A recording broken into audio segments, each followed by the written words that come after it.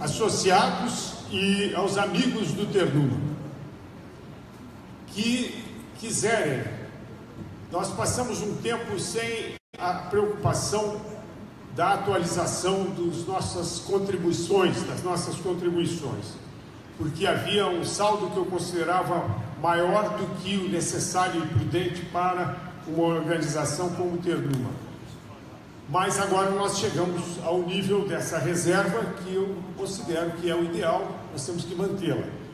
Para isso nós temos que atualizar as nossas contribuições. Em consequência, nós vamos enviar aos nossos associados uma carta com, logicamente, aqueles que, por qualquer razão, não estão contribuindo, para que, caso assim desejem, retomar a contribuição com o centavo identificador de cada um. E com, nessa mensagem, uma explicação de como que cada um pode fazer para fazer essa contribuição de uma forma mais simples e não precisar todos os meses estar se preocupando com isso. O segundo aviso é que a Lopes Royal, que é uma imobiliária, ela está com um grupo uma equipe de corretores, chefiadas por Alexandre Scavardoni, que ao término da palestra, quem se interessar pelos imóveis que eles têm para oferecer, com descontos especiais para aqueles que são associados do Ternuma. Obrigada. E descontos especiais, mas não tão especiais, para aqueles que vieram a essa palestra. Então, ao final, lá no hall do auditório, o Felipe Scavardoni e a sua equipe estarão lá para conversar com quem estiver interessado nesses imóveis. Eu agradeço a presença de todos antecipadamente e particularmente a presença do general Mourão, que aceitou o nosso convite de estar aqui para fazer essa palestra que já foi feita no Clube Militar e a repercussão foi excelente, segundo me falou o presidente do Clube Militar. Eu quero agradecer também ao comandante do Exército, que autorizou realizar essa palestra aqui, nesse auditório, e que é a nossa casa, o nosso clube. E eu passo a fazer a leitura do currículo do nosso palestrante. Um currículo extenso e rico. O general de Exército Antônio Hamilton Martins Mourão. Muita gente pensa que o general Mourão é neto do general Hamilton Mourão, filho, Olímpio Mourão Filho. Não é. Nem é parente, né, Jean? Nem parente. Jean Mourão é formado na Academia Militar das Agulhas Negras no ano de 1975. Realizou, além do curso da Academia da Arma de Artilharia, o curso de Informações, categoria C1, da Escola Nacional de Informações, a Escola de Aperfeiçoamento de Oficiais, a ESAO, o curso básico paraquedista, mestre de salto e salto básico de salto livre, o curso básico de salto livre, no Centro de Instrução de Paraquedistas General Penha Brasil. É habilitado pelo Centro de Estudos de Pessoal nos idiomas inglês, francês e espanhol. Cursou a Escola de Comando do Estado-Maior do Exército. Fez o curso, também cursou, é operador de selva, categoria A.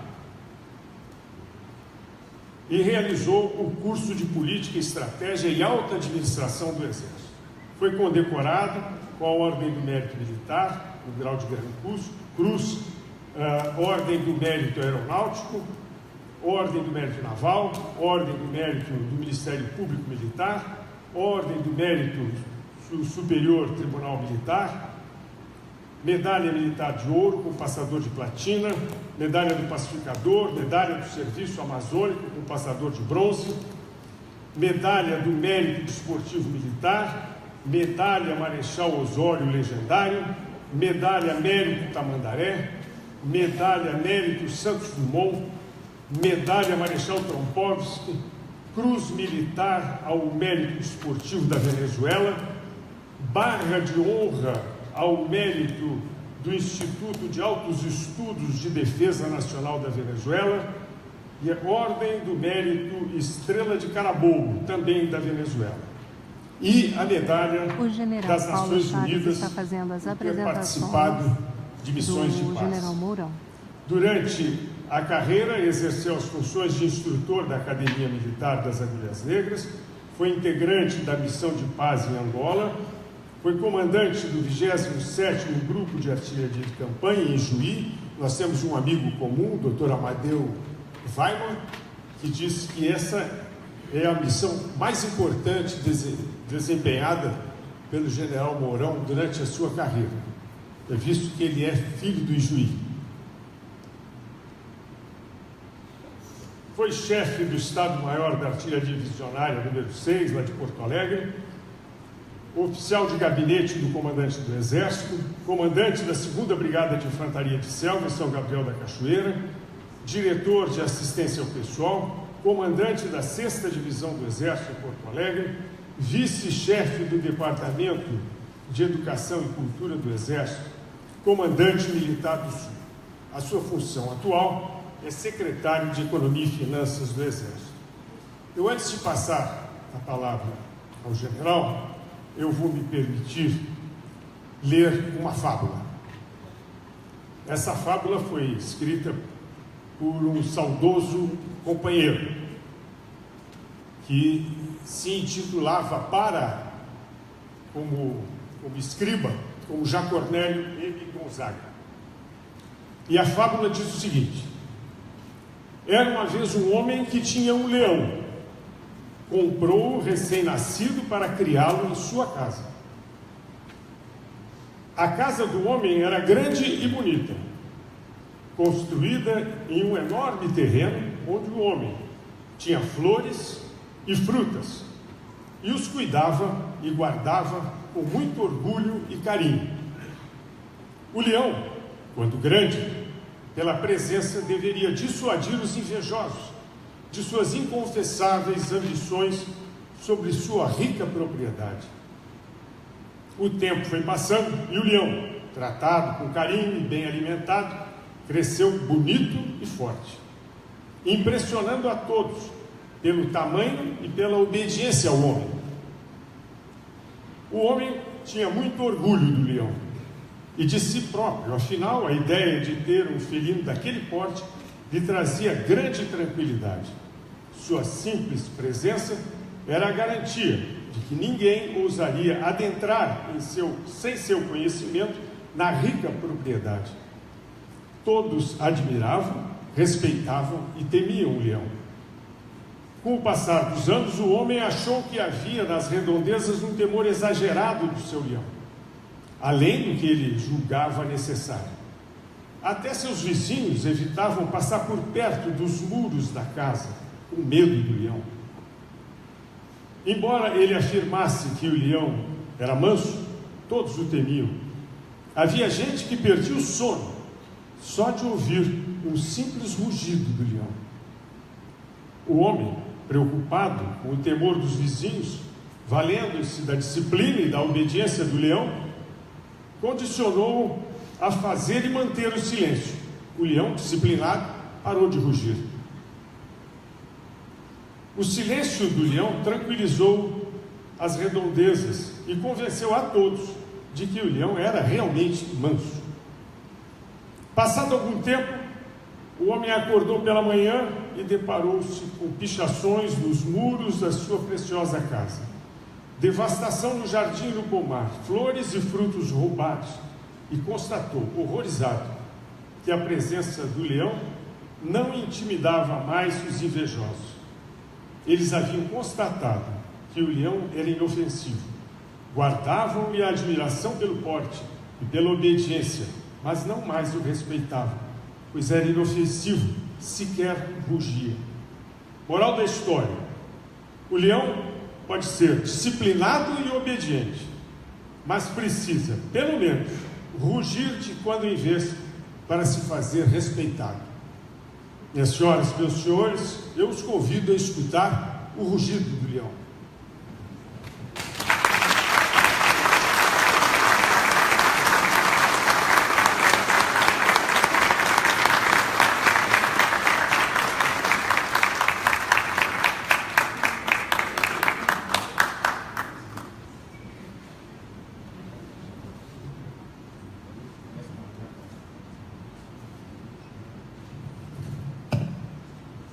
Agora sim inicia a palestra. Senhoras e senhores, o meu General boa Moura. noite a todos. Externar a minha satisfação, o meu orgulho, o meu privilégio de ter recebido esse convite do Ternuma e poder me dirigir nessa noite e apresentar aquilo que eu chamo de uma visão daquilo que nos cerca. Eu aproveito para destacar a presença do general Paiva Chaves, oficial general mais antigo presente, e da dona Joseíta Ustra, uma lutadora, uma grande mulher. E nas pessoas deles, eu cumprimento a todos os presentes. Em todos os lugares que eu compareço, e eu vou em todas as unidades militares, de norte a sul, de leste a oeste, e em outras plateias, eu sempre destaco que aquilo que eu vou apresentar é uma opinião minha, é algo que é a minha visão, por isso que eu deixo muito claro. Essa é uma visão daquilo que nos cerca. Então, e quando a gente trabalha na atividade de inteligência durante um certo tempo, nós sabemos que a opinião é um estado entre a dúvida e a certeza.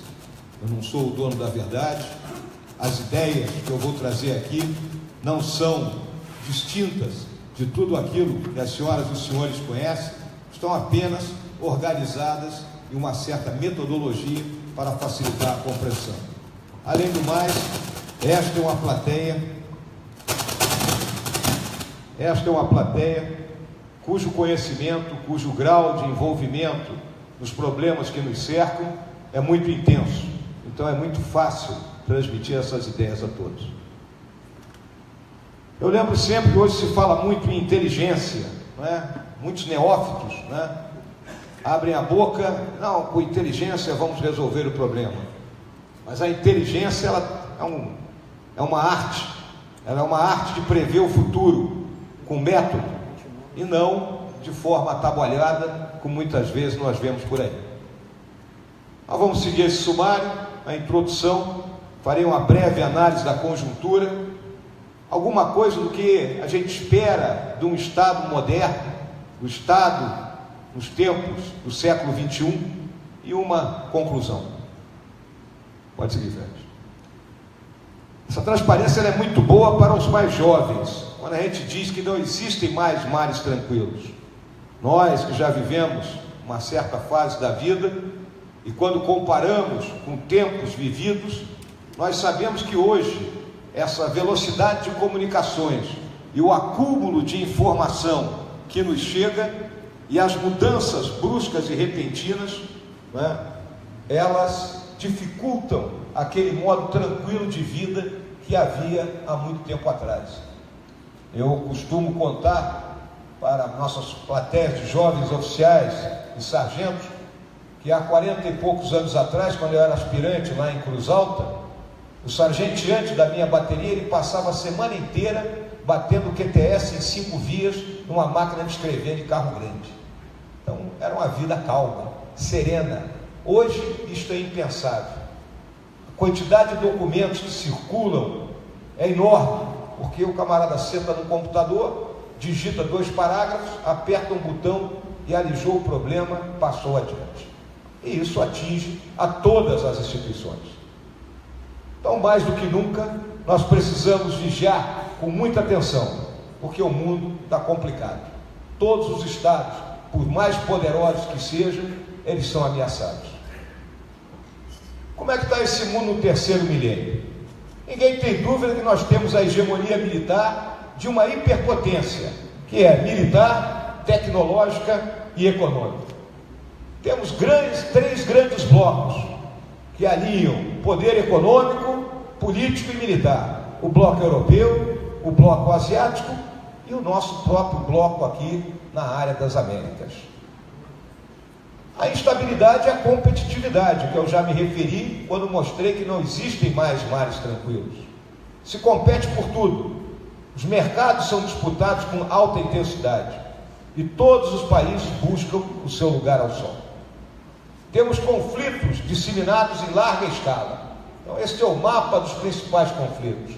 Então, observem a região subsaariana e central da África. Nesse atual momento, nós, Exército, estamos nos preparando para enviarmos um batalhão para a República Centro-Africana. Área de conflito total, cercada pelo Congo, pelo Sudão do Sul, por Darfur, né? Então, uma região de alta intensidade de conflito. E provavelmente será a nossa próxima missão de paz, totalmente diferente daquelas que nós já enfrentamos. Mas, se nós desejamos ter um certo respeito dentro do concerto das nações, temos que enfrentar essas adversidades. Países que dependem de sistemas integrados de alta tecnologia. Eu costumo dizer que se faltar luz no quartel-general do Exército, pode mandar todo mundo embora que não tem o que fazer, porque tudo depende dos sistemas de computação que nós possuímos lá, dos mais diferentes sistemas. E isso está na transmissão de energia, no abastecimento de água, nas telecomunicações e por aí afora. A guerra vem sendo terceirizada.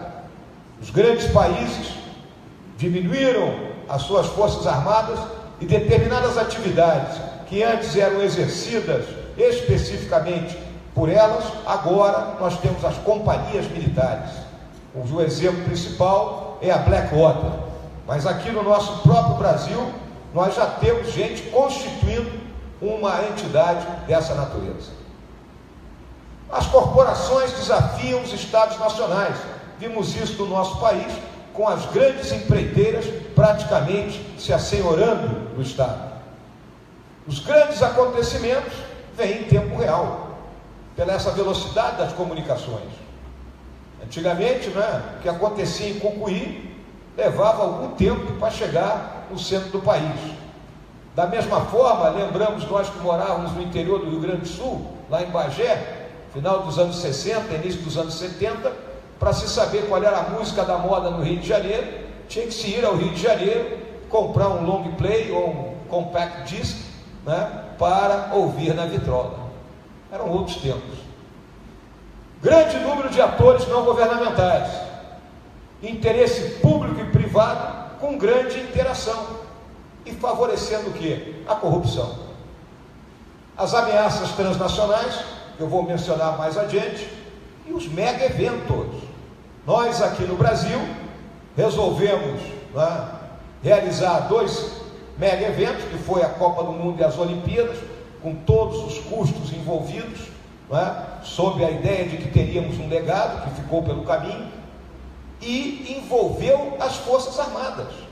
Eu tenho certeza que os companheiros mais antigos que aqui estão jamais imaginaram que nós seríamos empregados como exército numa Copa do Mundo ou numa Olimpíada. Isso não passava pela nossa cabeça. Mas da forma como esses eventos são construídos hoje, é obrigatório o uso intensivo das Forças Armadas. E essas são as grandes ameaças. Terrorismo, que é um terrorismo indiscriminado. O camarada com um caminhão, ele atira contra uma multidão, o camarada sai atropelando pessoas pela rua, ele se explode no meio de uma corrida e por aí afora. O crime organizado, em todas as suas modalidades, e que atinge o nosso país, a possibilidade de ocorrer um novo colapso do sistema financeiro, tá? O acúmulo de papel, o fluxo de capitais ilícitos, que agora parece que os grandes bancos estão disseminados aí por aqueles países que eram considerados paraísos fiscais, estão aderindo, né, a essa política que se denomina de compliance ou de transparência, para que esse fluxo de capitais seja bloqueado. Migrações ilegais. Quem caminhar hoje pela Avenida Atlântica ao entardecer, encontrará um sem número de camelões e ouvirá os mais diversos idiomas. desde os nossos vizinhos castilhanos, passando por dialetos africanos. É gente que chega aqui no Brasil de forma clandestina. Conflitos armados, que eu já me referi, as doenças infecciosas. Temos aí o retorno da febre amarela, fora chikungunya, zika e outras que têm nos assolado nos últimos tempos. As fontes de energia se esgotando, e nós aqui no Brasil temos muita fonte de energia ainda para ser utilizada. A espionagem que sempre houve, instabilidade dos regimes, toda hora vamos trocar o regime para ver se o país melhora, colapso dos sistemas de informação pelo acúmulo de dados, ampliação das assimetrias, as diferenças tecnológicas, a guerra cibernética, é uma realidade. Todos os dias ataques ocorrem em todos os locais do mundo, aqui no nosso país, né, e todos os demais. E as catástrofes ambientais e climáticas, que passaram a nos assolar também. Aqui havia aquele velho ditado: não teríamos enchentes nem furacões, teríamos apenas um povinho meio complicado. Agora temos enchentes, furacões, e o povinho continua aí. E os políticos? Os políticos merecem um destaque. São escravos das pesquisas de opinião, sem compromisso com ideologia, ressalvado aquele núcleo duro que ainda está no século XIX, do Manifesto Comunista. Os conceitos de esquerda e direita estão abraçados na corrupção. Nós temos ladrões de esquerda e ladrões de direita, e fazem as tarefas deles, é aquilo que a plateia quer ouvir. Se nós botarmos um político aqui hoje, ele vai falar exatamente aquilo que nos interessa, será música para os nossos ouvidos. E aí nós somos ingênuos, né? Muitas vezes a gente diz: não, esse é gente nossa. Difícil mesmo. E essas são as grandes guerras de hoje. As drogas, essa é a principal guerra dentro do nosso país hoje. Nós temos uma das nossas cidades mais lindas, a nossa cidade maravilhosa, se tornando praticamente inviável pela guerra declarada que se vive lá dentro. A bandidagem hoje no Rio de Janeiro opera em frações constituídas, nível grupo de combate e pelotão, muito bem armada. A nossa juventude é atacada por isso. É um trabalho que tem que ser dioturno e insano para conter essa invasão. Nós somos o segundo maior mercado consumidor do mundo. O dinheiro ilícito, as armas leves de destruição em massa, o terror, o tráfico de pessoas, já me referi às catástrofes ambientais e às guerras climáticas. É o clima tornando países inviáveis, é aquele coração da África que já não produz mais nada. Ele vive da extração do diamante, do ouro, não é? Controlado por as grandes empresas que detêm o comércio mundial, não é? E as pessoas se matam diariamente por causa disso aí. E resultado, buscam atravessar em embarcações improvisadas o mar Mediterrâneo para tentarem chegar às costas da Europa e escapar do triste destino que lhes reserva lá no continente africano. E a militarização do espaço. A nossa América do Sul é um condomínio de países periféricos. Aí ela, que ninguém tem peso específico no mundo. O leão aqui não ruge, né? O leão está quietinho aqui, né? Aqui ainda temos ideários do tempo da era colonial. Os culpados são os espanhóis, os culpados são os portugueses, né? Fora aquela turma que eu já falei, que ainda está, o muro de Berlim não caiu para eles. É acentuada a defasagem tecnológica, pela falta de pesquisa e desenvolvimento, e os excluídos. E aqui eu lembro a todos que excluído não significa que a pessoa é pobre. Se forem lá nas grandes favelas do Rio de Janeiro, cito como exemplo, ou qualquer de outra grande cidade, vai encontrar gente que tem trabalho, né? Que ganha um certo dinheiro, que tem uma certa comodidade dentro de casa, mas o Estado não chega para eles. Quem dá a TV a cabo é o traficante, quem vende o gás é o traficante, quem autoriza o médico a entrar é o traficante, quem autoriza a recolher o lixo é o traficante, ou seja, eles estão excluídos do Estado, carentes de líderes e de estratégias de desenvolvimento sustentável. E país que depende das exportações de itens primários de pequeno valor agregado. Então, os nossos grandes compradores é China e Estados Unidos com 35%, China com 27%, e aqui é ferro, soja, petróleo. Essas são as exportações do continente, né, sul-americano. Próximo. Regimes políticos frágeis, que não se sustentam por bases institucionais que não são sólidas. E isso leva a essa insegurança institucional. E lembro que temos conflitos regionais adormecidos, que todos aí são estudiosos disso, né? Então lembre lá a questão da Venezuela com a Guiana, na região do Essequibo, questão do Triângulo do Ouro lá no Suriname, a Venezuela e a Colômbia aqui na Península Guajira ainda tem uma disputa, Equador e Peru foram à guerra há pouco mais de 20 anos, Bolívia, Peru e Chile se guerrearam no século XIX, Chile perdeu parte do seu território, Bolívia perdeu sua saída para o mar, então é uma rivalidade, né? Argentina e Uruguai brigam aqui pela questão das fábricas de celulose no Rio Uruguai, o Paraguai com seus problemas de brasiguaios, né? Problemas de sem terra, problema do Exército Popular do Povo, e a Argentina e o Chile ainda têm seu estremecimento. Então isso tudo está guardado aí. A qualquer momento, uma faísca pode detonar algum conflito dentro do nosso subcontinente. A diplomacia paralela, regida por atores não institucionais. Então, esses senhores conhecem de sobra. O Foro de São Paulo. O Foro de São Paulo se adonou durante determinado momento de praticamente todos os governos sul-americanos. Então, volta lá, Ferraz, por favor. Tem esse nome, os senhores sabem, porque a primeira reunião foi lá em 1990, aqui na cidade de São Paulo, né? E reunindo essas organizações da América Latina e do Caribe, e já lá com a presença do nosso ex-presidente da República. É a mais vasta organização política que já existiu na América Latina, e aí esse pessoal tem coragem de falar em Operação Condor.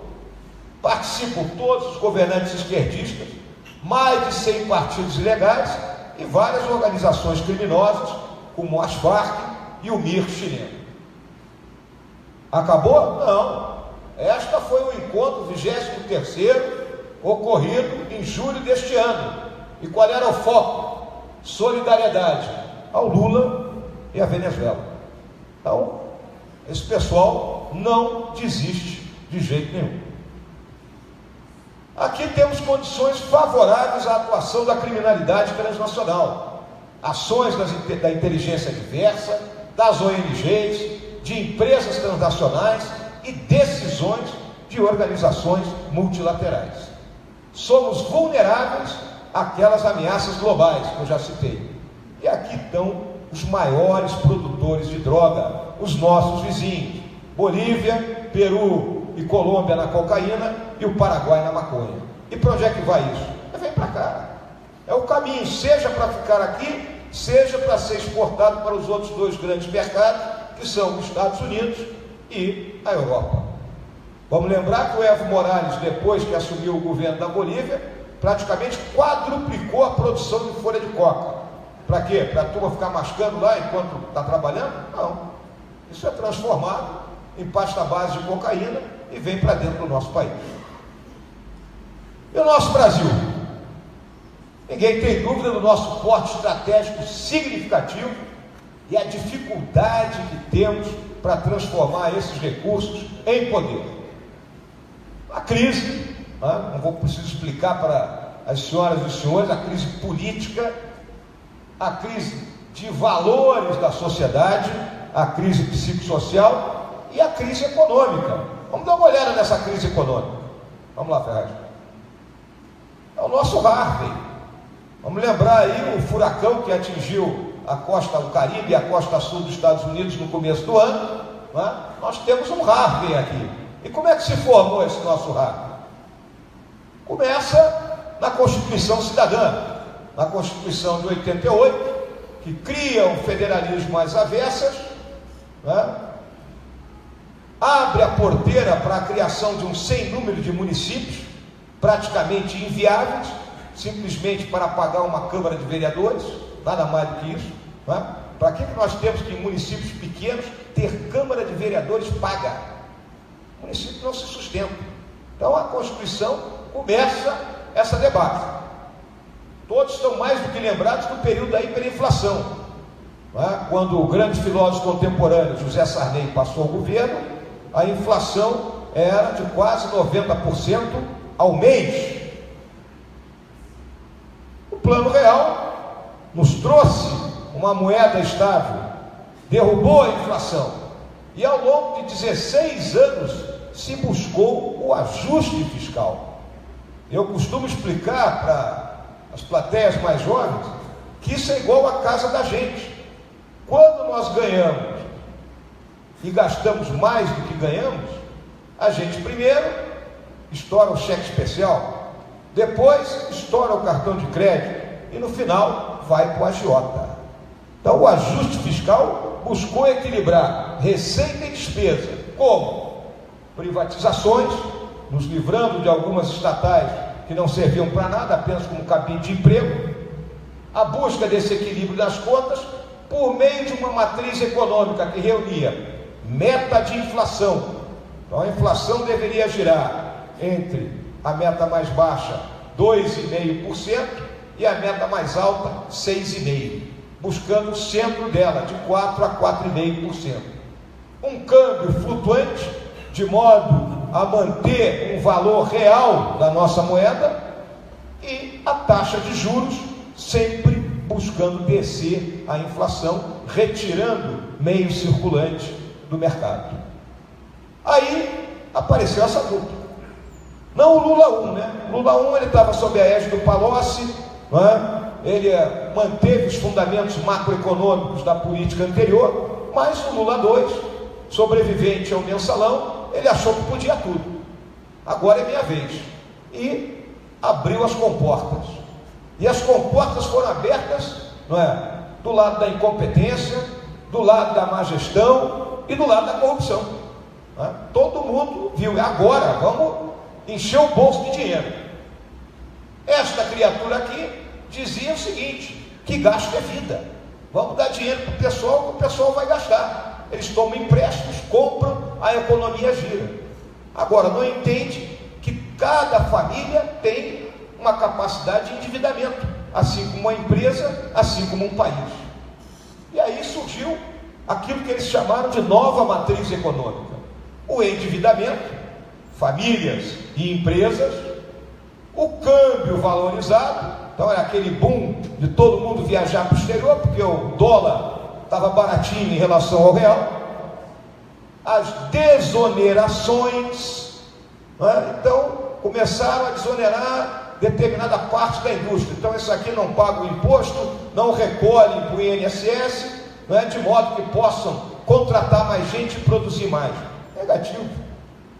Não tinha condições de fazer isso. Os caras simplesmente guardaram o dinheiro, né? E aí, agora aparece o déficit da Previdência, né? E outros similares. E a redução dos juros na marra, por decreto. Os subsídios, os explícitos ligados às desonerações, não é? A retirada do pagamento de impostos e do recolhimento das taxas previdenciárias.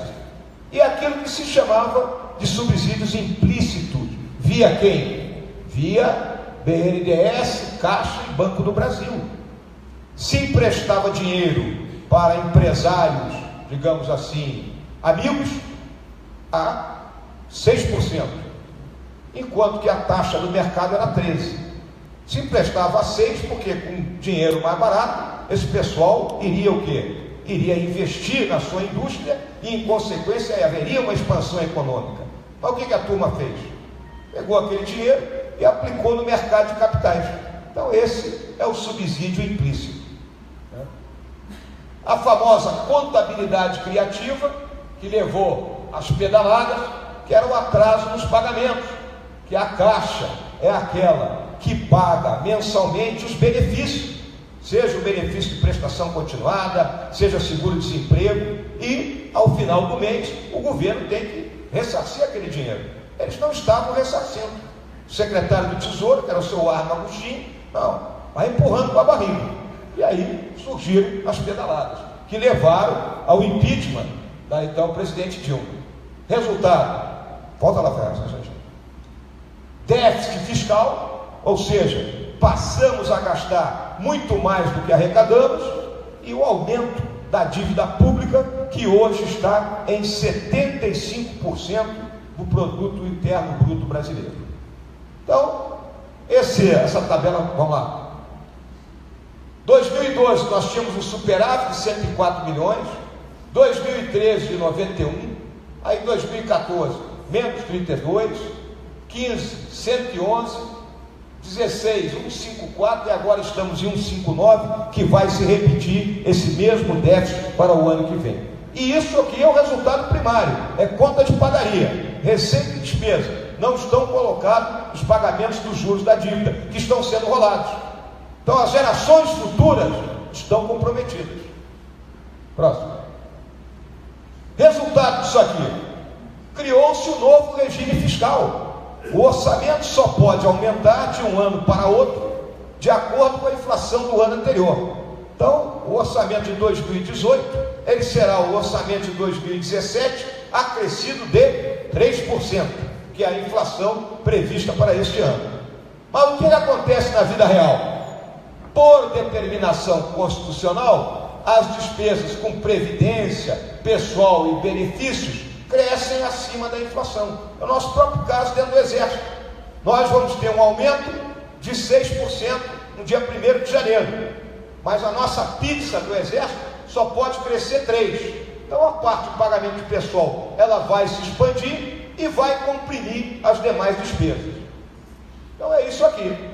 Para cumprir a meta, o governo tem que cortar gasto com custeio e investimento, e com isso falta um recurso para saúde, educação, defesa, etc. e tal.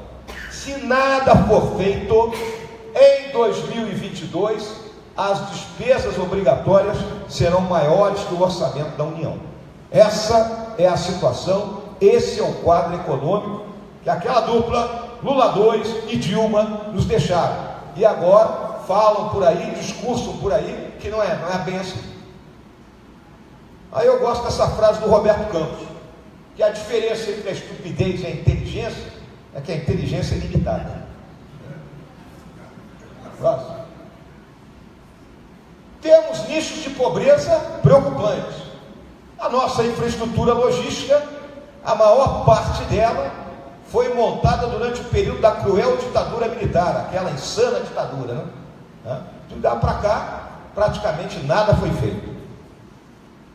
Bases institucionais frágeis. Agora está a discussão do semipresidencialismo, né? Então, cada hora vamos discutir um jeito aqui de salvar a galera, né?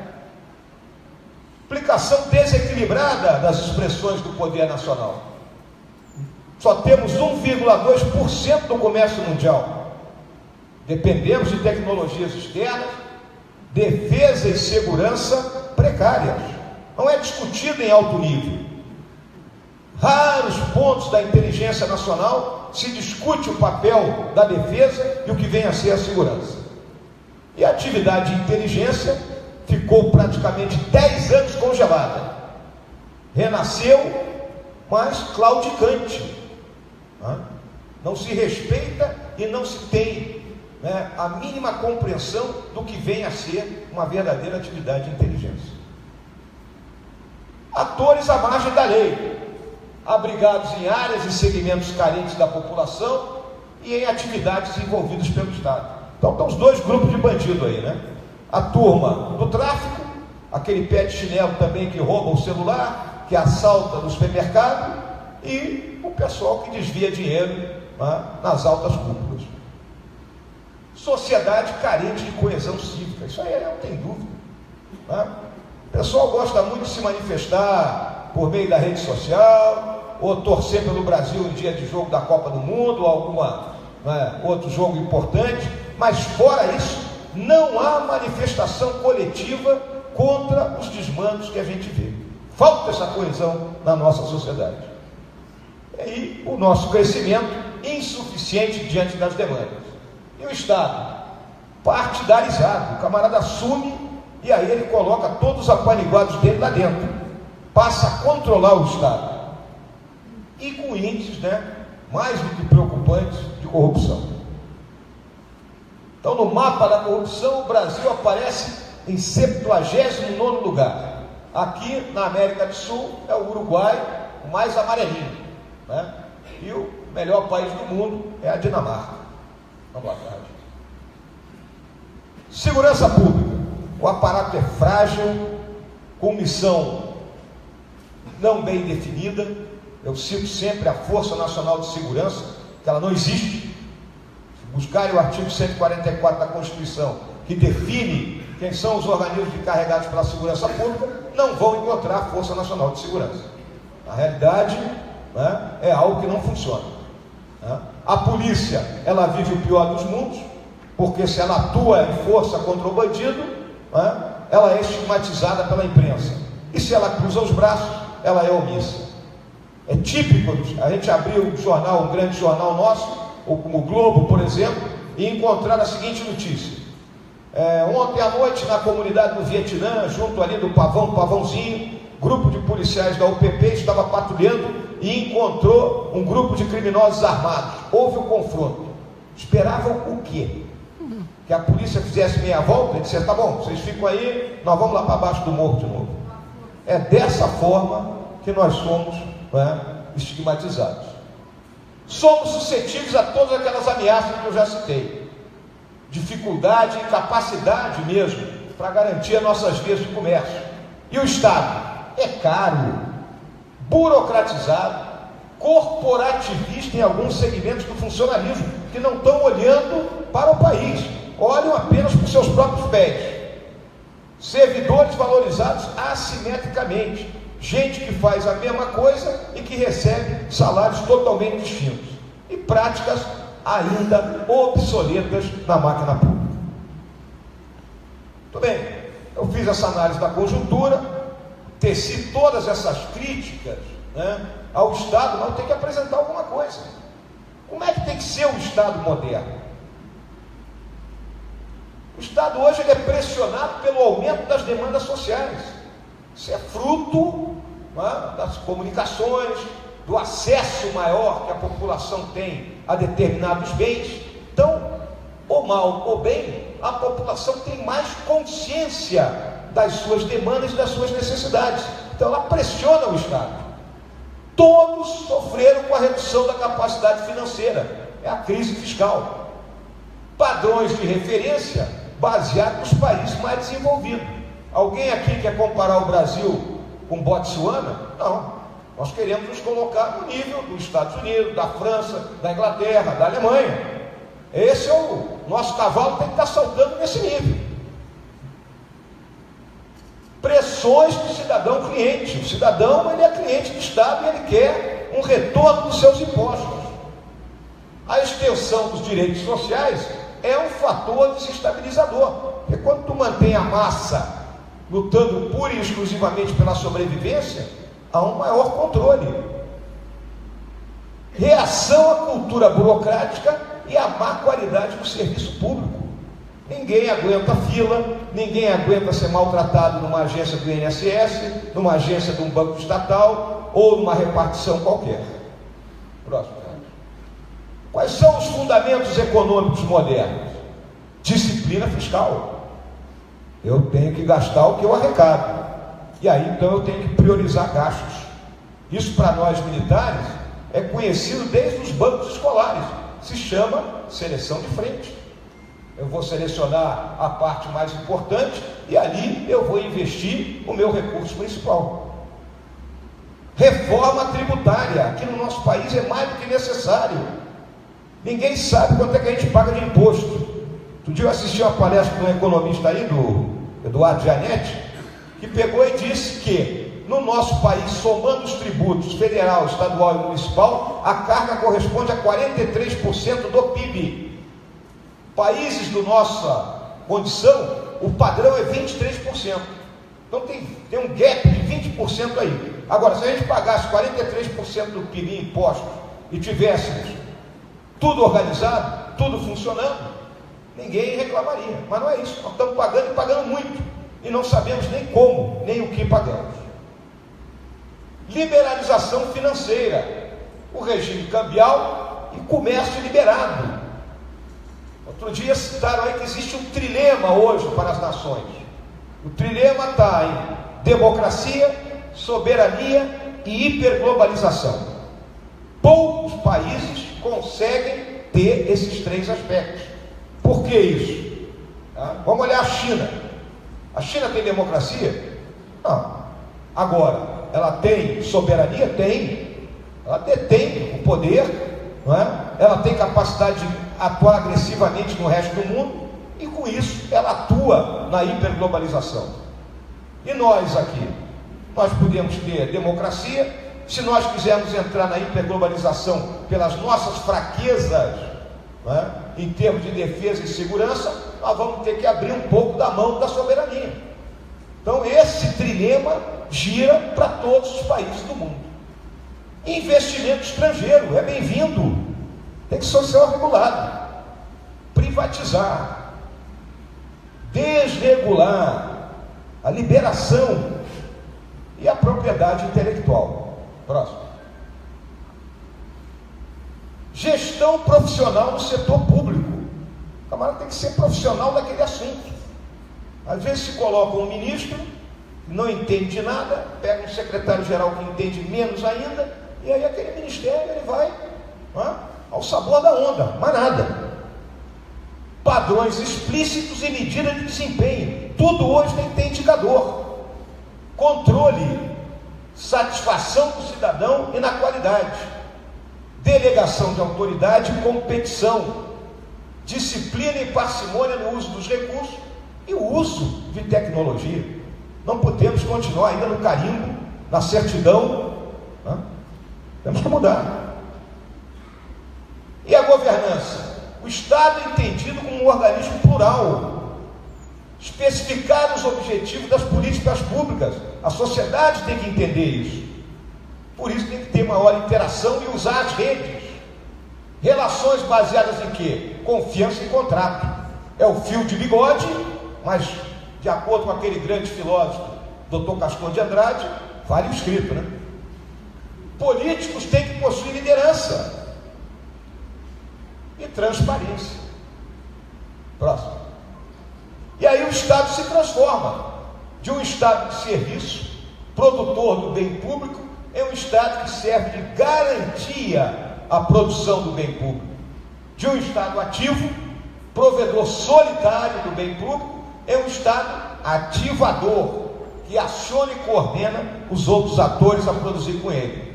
E de um Estado dirigente ou gestor, é um Estado cooperativo, que produz o bem público em conjunto com os outros atores. Muito bem. Fizemos essa análise da conjuntura, apresentei o que é o Estado moderno, e agora algumas ideias aqui à guisa de conclusão. Qual é o significado disso tudo aí? Já o Mourão falou, de acordo com o Paulo Chagas Rugi. Então, o que significa isso? O problema para todos os estados do século XXI é que tem cada vez mais coisas fora de controle, até mesmo dos mais poderosos, devido à difusão do poder dos estados pelos atores não estatais. Então a situação é essa, desde aquela primeira transparência. Não há mares tranquilos e não tem forma de bolo. Esses cenários foram colocados há pouco aí pela imprensa. Não há dúvida que atualmente nós estamos vivendo a famosa sarneização. O nosso atual presidente, ele vai aos trancos e barrancos, buscando se equilibrar e, mediante o balcão de negócios, chegar ao final do seu mandato. Como a gente pode superar isso? Já me referi aqui, reforma tributária. Isso tem que ser encarado de frente, não é? O famoso imposto de valor agregado, IVA, o imposto único, não é? De modo que todo mundo pague. Não adianta colocar impostos lá em cima e aí desonera, muita gente não paga. Toda hora a gente vê notícia da imprensa de anistia, é o Refis 1, Refis 2, Refis 3. Então, vamos cobrar menos demais, e aí teremos mais. Reforma fiscal, reduzir o custo do Estado. O novo pacto federativo tem que se dar responsabilidade e recurso aos estados e municípios. Não pode o governo central ficar com a parte do leão. Digitalizar e virtualizar os serviços públicos. Está ligado aqui, redução de custo. E rever a gestão do funcionalismo. Ele tem que ser profissional, tem que se olhar essa questão da estabilidade, os famosos privilégios e a questão da greve. Estamos nós aqui em Brasília sofrendo já há algum tempo pela questão do metrô. Absurdo isso. E aqui agora eu puxo para a vida militar, para aquilo que é a carreira do soldado, para aquelas vertentes que nos orientam e nos balizam ao longo de uma vida. Então eu lembro a todos que esse grupo tem uma formação específica e um aperfeiçoamento constante. A disponibilidade é permanente. Não é porque o cara saiu do quartel que ele deixou de ser milico. Ele é milico 24 horas por dia, 7 dias por semana. Somos proibidos de participar de atividade política. O militar da ativa, se quiser, ele vai entrar em licença para tratar de interesse particular, vai se filiar a um partido, vai concorrer, se ganhar, tchau para ele, se perder, volta para o quartel quietinho. Proibida sindicalização e participar de greve. Já imaginaram? Sindicato dos cabos soldados, sindicato dos capitães e tenentes, dos oficiais superiores e finalmente dos generais, que seria o mais poderoso de todos os sindicatos.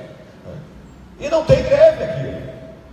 Olha o que fizeram com as polícias militares que entram em greve. Hierarquia e disciplina. Direitos trabalhistas nós não temos. Aqui não tem hora extra, não tem FGTS, não tem banco de horas. A mobilidade, hoje aqui, amanhã na Amazônia, depois da manhã no Sul, isso afeta nossas famílias. A dedicação exclusiva, só podemos ser militares. O risco de vida e o vigor físico. E aí eu lembro, pode tocar, Fred, desse juramento que todos nós fizemos um dia.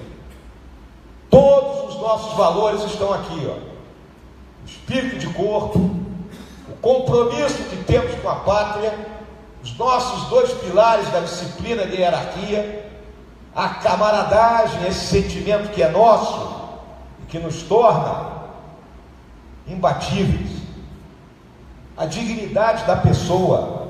Muitas vezes busca-se passar uma imagem do grupo militar como um agrupamento de truculentos. Está aqui, todos juramos tratar com bondade os subordinados. A dedicação inteiramente ao serviço da pátria, o patriotismo, a nossa missão, cuja honra e integridade das instituições defenderei, e a abnegação com o sacrifício da própria vida. Então o que eu quero dizer aqui para aqueles que não são militares?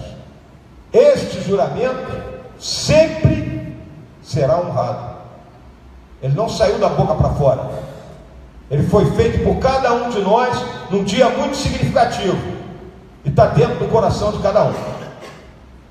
E finalmente, em homenagem ao meu amigo Peré, eu deixo uma das leis da guerra na selva que eu acho muito propícia para aquilo tudo que nós vivemos. Nós temos que aprender a se importar o desconforto e a fadiga sem nos queixar e sermos moderados em nossas necessidades. Muito obrigado pela atenção de todos.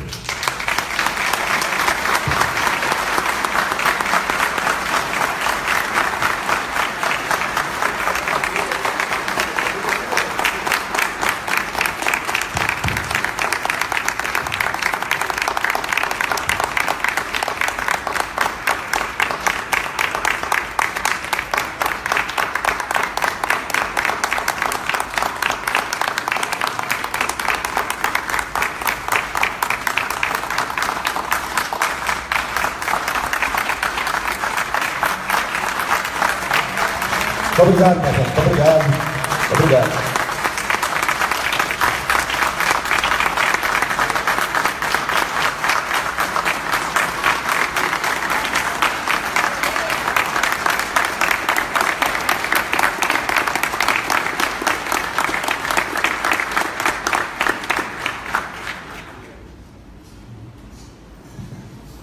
Nós temos 2 microfones, um em cada corredor, e aqueles que quiserem fazer perguntas ao general Mourão, por favor, dirijam-se aqui, façam uma fila neste microfone e outra lá, se for o caso, e façam as suas perguntas.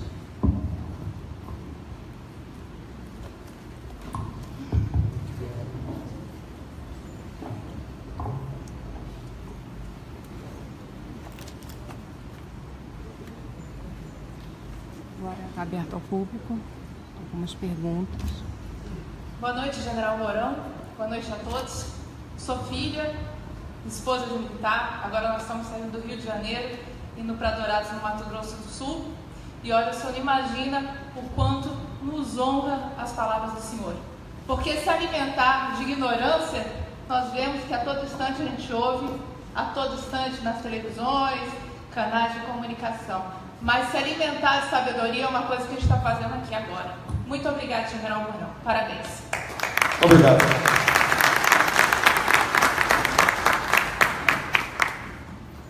Excelentíssimo senhor general Mourão, boa noite e boa noite a todos. General, ontem um deputado federal, Cabo Daciolo, se posicionou a favor da intervenção militar constitucional no país, dada a crise de corrupção que vivemos. Sabemos que essa pergunta, ela é um pouco, eu não sei nem explicar para o senhor, mas é uma pergunta que vai mexer muito com todos nós, a pergunta que eu vou fazer. Eu já ouvi algumas respostas suas, mas eu quero ouvir agora que um parlamentar se posiciona a favor da intervenção militar. Qual é a sua avaliação? Porque o povo brasileiro quer saber, eu enquanto cidadã que não aguento mais ver o meu país mergulhado nessa crise de bandidos legalizados, também quero saber. Eu sou a Ivone Luzardo e eu sou sim a favor da intervenção militar para salvar esse país.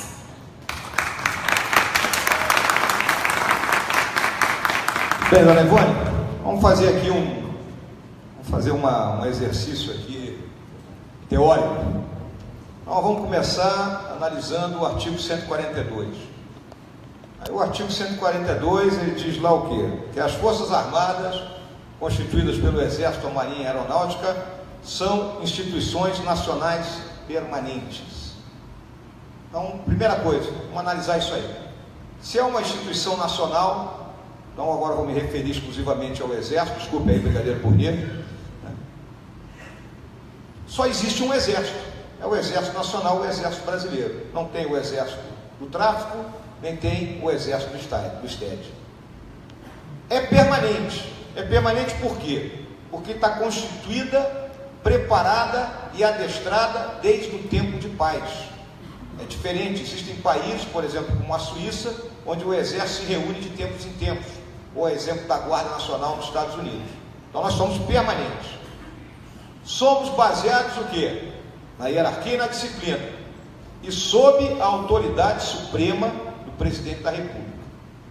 E aí vem as missões: defesa da pátria, garantia dos poderes constitucionais e, por iniciativa de qualquer um deles, da lei e da ordem. Muito bem. Então, olhando essas 3 missões, que são as missões principais, não vou me referir a atividades subsidiárias, vamos olhar aqui quais são os 4 objetivos nacionais permanentes do nosso país: integridade do território, integridade do patrimônio, soberania e paz social. Então, quando nós defendemos a pátria, nós estamos defendendo o território, o patrimônio, E aí temos a democracia como valor supremo e a paz social. Quando garantimos a lei e a ordem, garantimos a paz social, o livre ir e vir das pessoas. E a democracia é a garantia dos poderes constitucionais. Então, essa é a missão do Exército. Se o caos for ser instalado no país, e o que a gente chama de caos, não houver mais um ordenamento correto, as forças institucionais não se entenderem, não chegarem a uma conclusão daquilo que tem que ser feita, terá que haver um elemento moderador e pacificador nesse momento, atuando exatamente dentro dos 3 pilares que foram colocados pelo nosso comandante, mantendo a estabilidade do país e não mergulhando o país na anarquia, agindo dentro da legalidade, ou seja, dentro dos preceitos constitucionais, dos nossos objetivos nacionais permanentes, e usando o quê? A legitimidade que nos é dada pela população brasileira. Então é essa a resposta, Dona Ivone.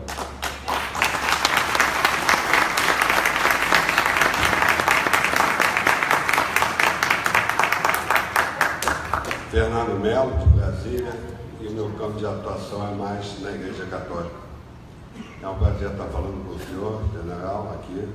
Confio muito na inteligência das Forças Armadas.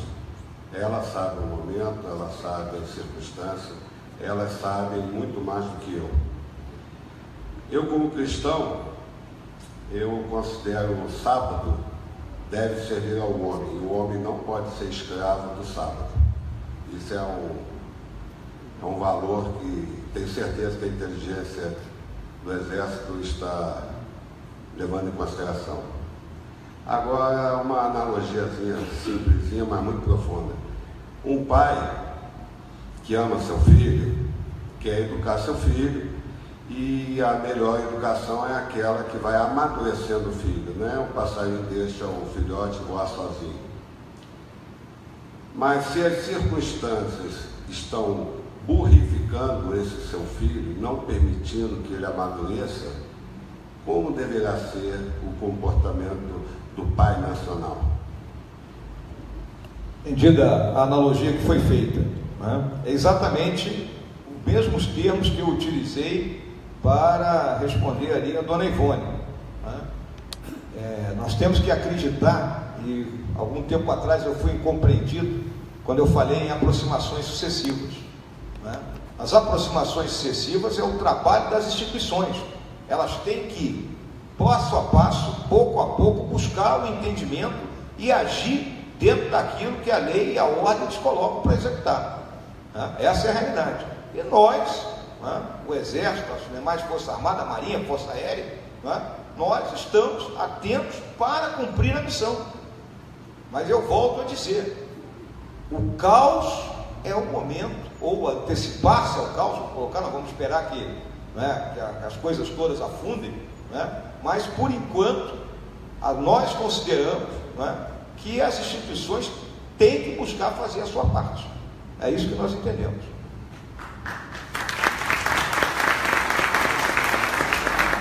General Mourão, a todos aqui, eu sou Elias Souza, sou baiano solteropolitano e queria dizer ao senhor General Mourão, aos brigadeiros e aos almirantes, nós na Bahia estamos 82 dias nas ruas para legitimar vocês.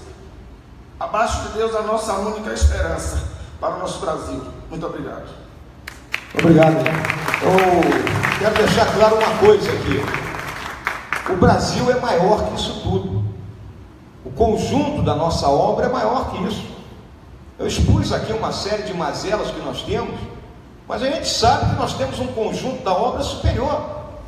Nós fomos capazes, não é, de conquistar esse território, de manter essas fronteiras, de expandi-las, estamos presentes em todo o território nacional.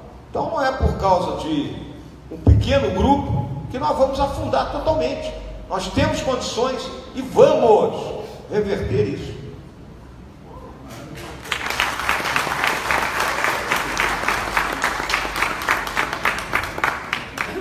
Boa noite, General Mourão. Meu nome é Carlos Henrique, sou da Polícia Federal e a explanação do senhor foi muito interessante e produtivo.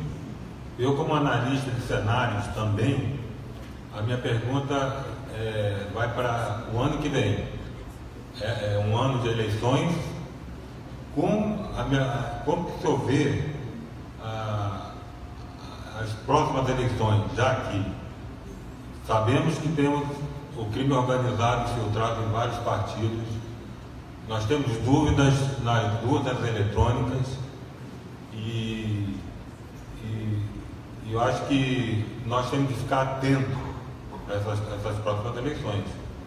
Aí eu gostaria que o senhor te desse uma palavrinha a respeito desse assunto, como o senhor vê as próximas eleições de 2018.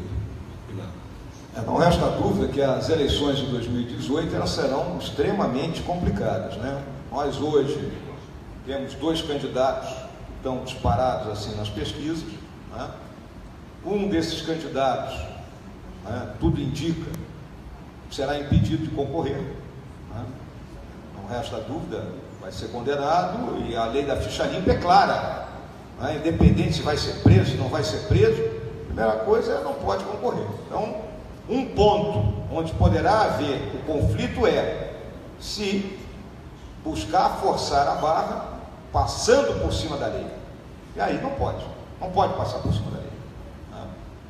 Agora, qualquer pessoa que vá se candidatar com propósitos honestos, ano que vem vamos colocar para o nível máximo aqui, para presidente da República, ele terá que ter um programa muito claro, né, de as frentes, que, como eu falei aqui, as frentes que tem que atuar. Se vai atuar na saúde, na educação, na infraestrutura, na questão da segurança pública, ele tem que ter ideias pertinentes, coerentes, né, e principalmente factíveis. Ele não pode chegar e dizer que vai fazer chover leite de pedra, né? Então, infelizmente, isso aí, muita gente promete isso e na realidade depois executa uma coisa completamente diferente. Nós precisamos de gestores, não há dúvida, tem que ter gente capacitada para gerir o país e colocar dentro do debate aquelas mudanças que eu falei aqui. Se não houver uma reforma fiscal, se não houver uma reforma tributária, em 2022 o país para. Então tem que mudar. Então qualquer um que pretenda dirigir os destinos do país a partir de 2019, ele tem que encarar de frente esses problemas. E quanto a um dos candidatos que está aí, eu tenho convicção e fé de que será feito o papel da justiça e que ele vai ficar assistindo a vida passar em outro lugar. E a respeito das urnas eletrônicas, a falta de confiabilidade? Essa questão das urnas eletrônicas terá que ser discutida, a pressão da sociedade, seja lá o que for, para que haja um voto impresso, né? Algo terá que ser feito nesse sentido, né? Por meio dos próprios partidos políticos, né? Para que haja pelo menos um mínimo de confiabilidade nessas urnas, uma vez que hoje você não tem a impressão do teu voto, então tu não sabe se aquilo que você apertou lá realmente é o que vai ficar dentro da máquina. Essa é a realidade. Porque no último teste de invasão houve 3 falhas, né? No último que o TSE fez, o hacker conseguiu entrar 3 vezes. Sim, essas máquinas, essas urnas eletrônicas são computadores, né? Ainda 201 ou 202, computadores bem antigos, bem defasados, né? Então, é um problema que a Justiça Eleitoral tem que encarar. Né? Obrigado.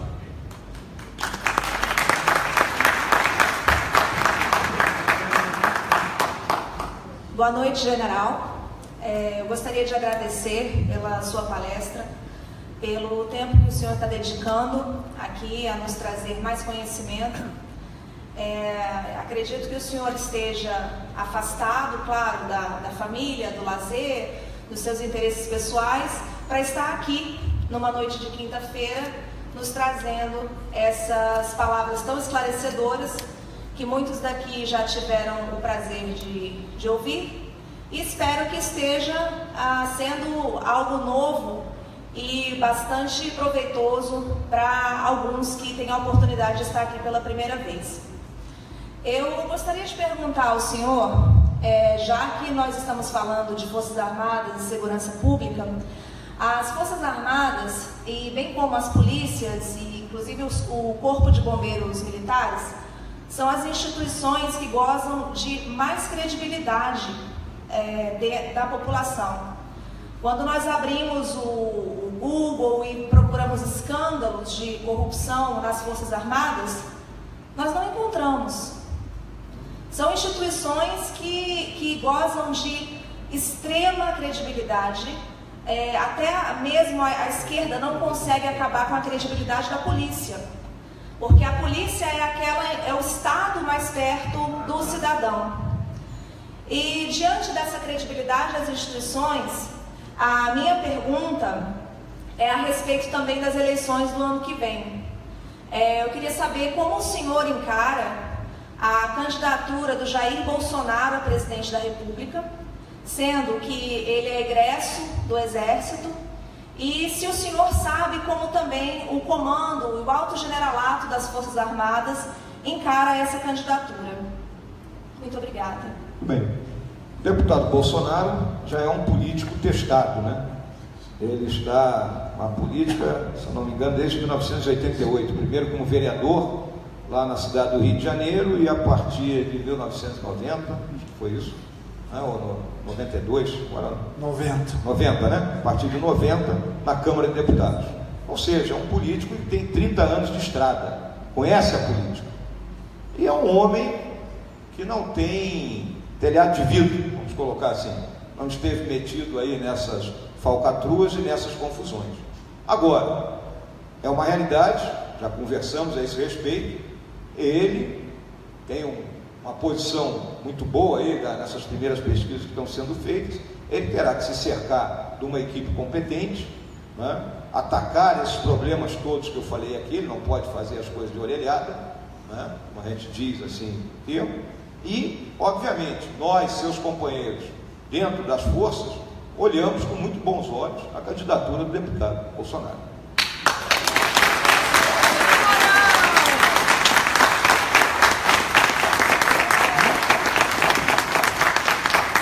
Boa noite, general. Meu nome é Rui Teles, sou presidente da Federação da Família Militar e fundador da primeira ASMIR no Brasil em 1988, quando a Constituição nos autorizou a nos reunirmos dessa forma.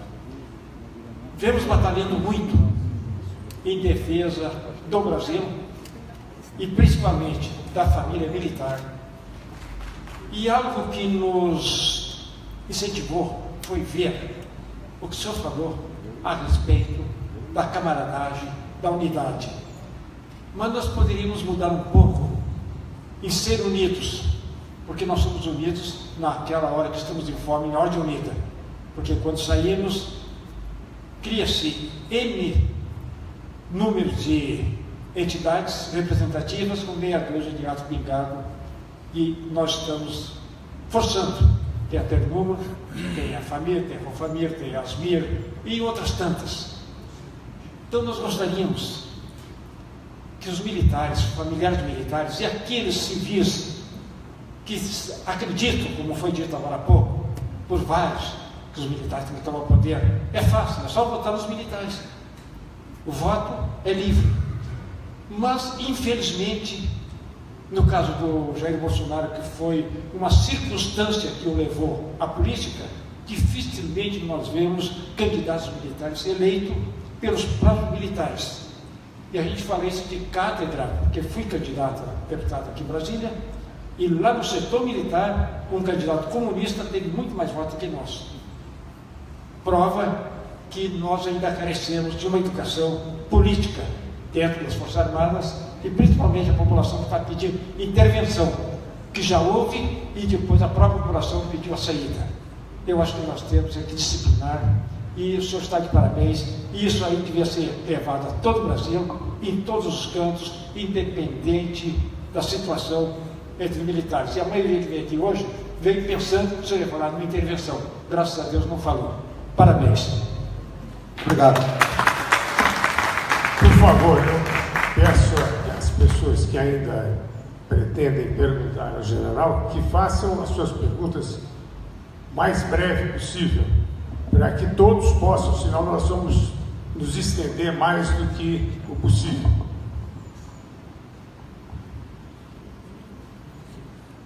Boa noite, general. Boa noite a todos. General, meu nome é Paulo Neves, sou policial militar da reserva e estou extremamente aqui honrado de estar aqui presente ouvindo a palestra do senhor. Saiba o senhor que até não é rasgação, mas como um bom brasileiro eu quero dizer para o senhor que eu sou seu fã. Eu gostaria de perguntar uma coisa para o senhor. Eu fui secretário de Segurança Pública e é uma pergunta bem simples. O que o senhor tem visto sobre a segurança pública em todo o Brasil, principalmente no estado do Rio de Janeiro? A questão da segurança pública, ela não se resume única e exclusivamente, vamos colocar assim, na atividade policial. Ela tem que ser uma atividade integrada. Então vamos falar aqui da experiência que nós já tivemos lidando com isso, lá no Rio de Janeiro, né? Como comandante militar do Sul, eu enviei 2 brigadas para operarem lá no Complexo da Maré. E o que a gente olha? Não adianta única e exclusivamente você fazer o trabalho do policiamento se você não retirar aquela população da exclusão em que ela vive. Por isso que eu me referi aos excluídos. Então tem que entrar a saúde, então a unidade de pronto atendimento tem que funcionar, né? As escolas têm que funcionar, o lixo tem que ser recolhido, né? A população tem que sentir que ela faz parte realmente do Estado. E a partir daí haverá a expulsão natural do organismo, do câncer, que é o crime organizado, as organizações criminosas que transitam dentro desses lugares. Ou seja, a atividade policial pura e simples, ela não vai solucionar isso. Tem que haver uma integração de todos os setores do Estado. Por isso que eu me referi que a polícia luta numa situação de extrema desvantagem. Extrema desvantagem. Então essa é a minha visão da questão da segurança pública.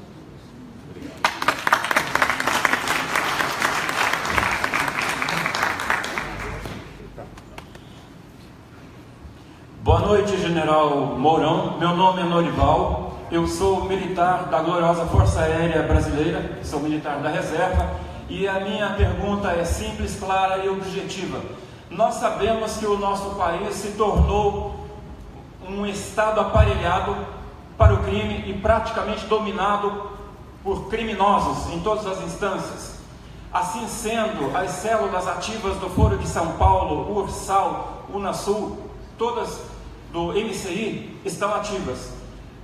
Produzimos muitos criminosos. A minha pergunta é simples. Os criminosos de lesa pátria, sabemos que grade não os segura, grades não são suficientes. Na sua visão, como nós podemos fazer para coibir e punir esses criminosos de lesa pátria que estão livres, leves e soltos, engendrando mais crimes contra a pátria brasileira? Como podemos impedi-los? Muito obrigado. Vou te dar uma resposta simples, aplicando a lei. A lei tem que ser aplicada. Os processos não podem ser morosos, não podem ter 200 mil instâncias para o cara recorrer. Aplica-se a lei, condena-se e vai para a cadeia.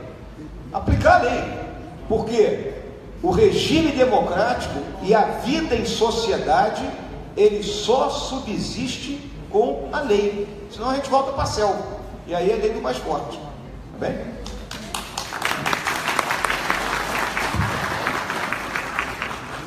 Boa noite, General Mourão. Boa noite a todos. Luiz Farias, jogamos algumas partidas e ali ficava patente a sua determinação pela vitória. E acredito que continue sempre vitorioso. Mas a minha indagação é simples. Como o senhor vê uma Suprema Corte que está toda hora legislando e um parlamento justicialista? E é comum o Suprema Corte prender e o parlamento agora soltar. A sua visão nessa posição? Muito obrigado aí, meu amigo Farias. Eu acho que a primeira coisa que eu faria seria acabar com a TV lá do STF, né? E agora o camarada é filmado, né? Aí todos eles, né, fazem uma exposição numa linguagem que a maioria do povo comum não entende, né? O camarada vai até para o cabeleireiro ali para dar uma ajeitada no cabelo, para ficar mais bonito ali na televisão. Então, O que acontecia antes? Antes, a reunião do STF era uma reunião fechada. Era debatido o que tinha que ser debatido, o relator apresentava seu voto e cada um concordava ou discordava do relator. Quem discordava falava um pouco mais. Hoje, mesmo o camarada que concorda com o relator, ele vai falar em torno de 2 horas ali. Então, o STF ele tem que se comportar como um colegiado. E quando sair uma decisão, é decisão do STF. E hoje nós vemos decisões monocráticas e a situação que nós estamos enfrentando. Então, na realidade, tem que mudar, eles têm que mudar o comportamento deles, né? E, obviamente, isso entra para dentro do parlamento. O parlamento, hoje, eu li uma reportagem hoje aí, que nós temos em torno de 227 parlamentares investigados. Se fosse um partido, seria o maior partido, né? Passava qualquer matéria com a votação deles. Então, tudo tem que mudar, né? A representação política tem que mudar. A pessoa que entra na política, ela tem que entender que ela entra na política para servir e não para se servir. Não, Farias, essa situação cai naquele meu exemplo das aproximações excessivas, né? Pouco a pouco, o STF, os homens e mulheres que compõem o STF, têm que se dar conta das suas responsabilidades, né? E os nossos parlamentares indo sendo depurados, né? Sendo afastados, uns para cumprir pena e outros porque a população sabe que eles não servem para nada. Tá bem? Olá, General Mourão, tudo bem? Meu nome é Alexandre Scarnoni, eu sou universitário do curso de Administração da Universidade de Brasília. Se alguém conhece aqui, sabe que é o antro, é justamente o ninho das cobras. Bom, eu queria fazer uma pergunta objetiva também no rumo jurídico. A Constituição brasileira, ela trata de pinica bomba atômica. Ela é prolixa, redundante e simplesmente acaba fazendo um desserviço e criando essa base toda que o senhor acabou de explanar, que é não posso dizer, esse ninho infinito de recursos e de injustiça, e que simplesmente em algumas situações faz com que uma instituição que é uma aplicadora de direito e não simplesmente uma legisladora, que é o STF, que ele não legisla, na verdade deveria cumprir a legislação que ele rasgou. Não é à toa que o senhor Lewandowski, na fatídica e vergonhosa situação em rede nacional, conseguiu simplesmente subverter totalmente a letra que ipsiliteri está lá escrito, que é a perda do direito político e do mandato, simplesmente decidiu de uma forma absurda e ilegal que fizesse as coisas separadamente. Diante desse exposto, eu venho com a pergunta: o senhor acha que seria necessário, na atual conjectura, o absurdo que estamos vivendo, uma constituinte real, não enfim, dá-se vários adjetivos, estou pensando em um agora, mas com respeito ao senhor e aos nossos amigos aqui, não vou falar, mas esse escárnio absurdo que foi 88 e que criou simplesmente um gap absoluto, que foi a cama de gato, que atualmente esse absurdo, esses cretinos, se eu falar o termo, mas não vou chegar tanto. Desculpa, general, obrigado. Bom, diante desse exposto, senhor, uma constituinte, o senhor acharia viável, partindo do pressuposto que atualmente temos bandidos travestidos de deputados e senadores? E, bom, e qual a opinião do senhor a respeito disso? Muito obrigado. Entendido a tua pergunta. Não resta dúvida, eu coloquei ali, quando eu explanei a questão econômica, a Constituição de 88, ela é uma Constituição, né, que não atende aos interesses da nação. Ela ficou muito ampla, né, vamos colocar aqui uma lei maior com mais de 300 artigos, né, ela rapidamente entra, né, em choque com a realidade. Vamos lembrar que a Constituição, ela regula o horário de trabalho do bancário, regula o juro, está lá escrito na Constituição, né? Totalmente fora das necessidades. Se a gente comparar com os Estados Unidos, a Constituição deles tinha 13 artigos, acho que tem mais 27 emendas e morre aí, porque é o guarda-chuva. A partir daí, as leis irão sendo mudadas de acordo com as transformações que a sociedade vai enfrentando. Então não resta dúvida que nós teremos que mudar a Constituição. A Constituição tem que ser mudada, né? E aí você tem dois processos. Ou você coloca uma constituinte exclusiva, não pode ser um grupo de parlamentares que vai fazer a Constituição e vai continuar no parlamento, ou você reúne um grupo de notáveis, eles montam essa Constituição, ela é votada e fim de papo. Tá bem?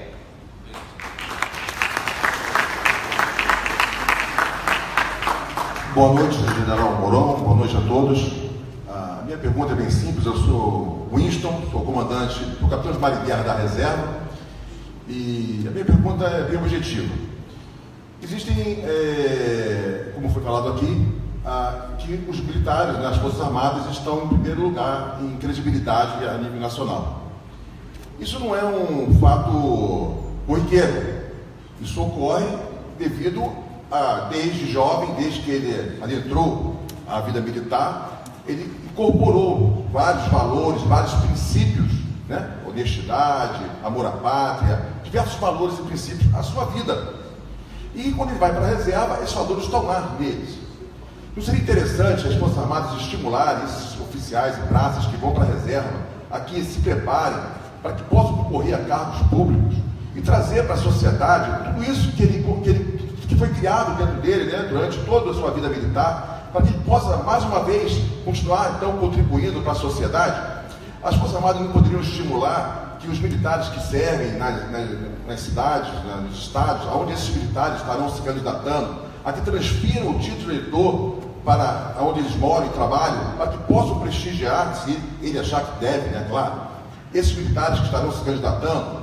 Os clubes militares, o clube naval, eles não poderiam se engajar mais nessa luta para que essas pessoas, que é lógico, ninguém engana muitas pessoas durante muito tempo. Então uma pessoa que passa 30 e tantos anos na vida militar, é claro que todos os militares que estão ali, naquela cidade, naquele estado, sabem se ele merece ou não o voto. Então por que não os clubes militares não poderiam ser motivados?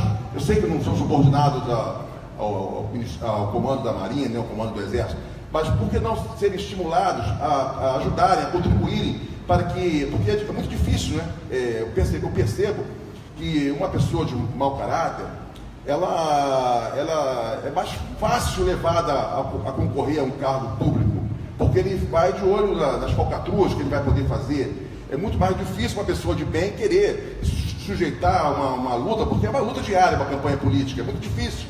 E sem o apoio, essas pessoas se retraem e acabam não se expondo. Então, por que não a própria instituição preparar um pouco esses militares para que, quando forem para a reserva, possam sim partir para essa luta tão importante para a sociedade e estimular os clubes militares? Obrigado. O que o senhor acha?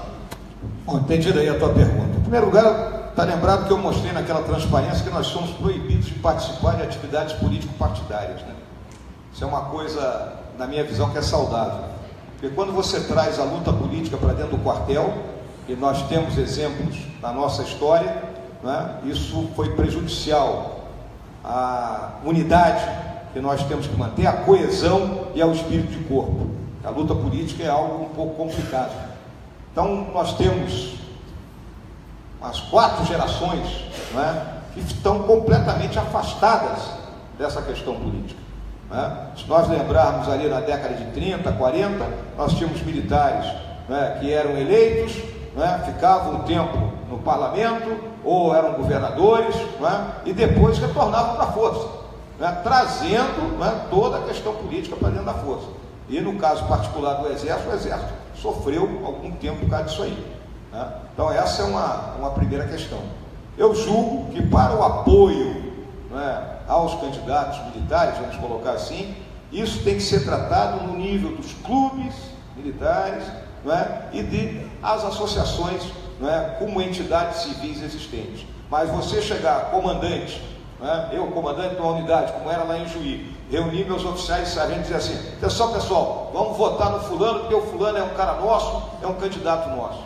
Eu estaria ultrapassando um limite da ética militar. Tá bem? Obrigado. General Mourão, é uma felicidade, mais uma vez, estar aqui na sua presença. Lá no QG, eu lhe disse: eu tenho 63 anos. Se precisar de mim, uma semana estarei preparado. para tirar esses canalhas, os vermes que estão destruindo, esses comunistas que estão destruindo a nossa nação. Se o dramaturgo que Eugênio Ionesco fosse vivo, ele estaria dando gargalhadas no Brasil. Porque hoje no Brasil nós vivemos um verdadeiro teatro do absurdo. O teatro do absurdo da mentira, da anarquia, que eles estão levando o nosso país para desagregação social, ética, moral e tudo isso que o senhor sabe bem. E nós acreditamos sim nas nossas Forças Armadas. Esse bloco monolítico, coeso, Exército, Marinha e Aeronáutica. Acreditamos no Senhor. O Senhor, como leão, vai urrar muito antes de ir para a reserva. Porque o Senhor representa a nossa esperança. Porque o Brasil foi jogado na lata do lixo. As instituições não funcionam. Sabemos todos nós. A inteligência do Exército, da Marinha e da Aeronáutica estão no campo. Eu, como ativista, na rodoviária, ali ao lado do comando do Planalto, muitas pessoas estão comigo, Ruth, o próprio Elias e muitos outros ativistas. E na rodoviária já me perguntaram: quando é que as Forças Armadas vão intervir? E eu respondo para eles: olha, eu sendo um comandante de tropa, jamais colocaria minha tropa para defender vós outros, porque vocês estão gostando, desculpa a expressão, da sacanagem que está acontecendo no Brasil. Porque o Brasil hoje é a verdadeira Sodoma e Gomorra. E o que veio aí veio para nos destruir, acabar principalmente a classe média e o pobre. Então não farei nenhuma pergunta para o Senhor, mas apenas redundando. Eu com 63 anos, com esses cabelos brancos, e o Senhor com 64, eu amo meu país. Aqui, todos amam esse gigante chamado Brasil, um colosso, rico, riquíssimo, e um povo pobre. Então, nós acreditamos nas nossas Forças Armadas. Nós acreditamos nas nossas Forças Armadas. Então, é isso que eu... Obrigado. Boa noite, senhor general. O meu nome é João Monteiro e eu sou professor da educação básica, visando consolidar a educação integral de 7 às 17 horas.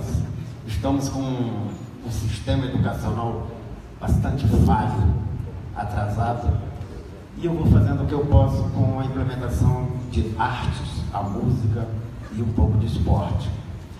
Como o senhor demonstrou ter um conhecimento amplo e aprofundado, até da cultura da nossa nação, a pergunta é bem objetiva. O que o senhor acha que pode ser feito pela educação do Brasil?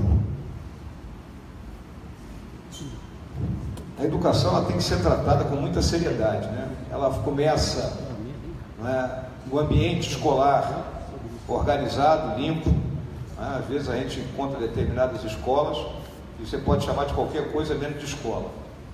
Dignificar a profissão do professor, e a dignidade ela passa pelo respeito que tem que ser dado ao professor e obviamente pelo salário adequado à realidade dele.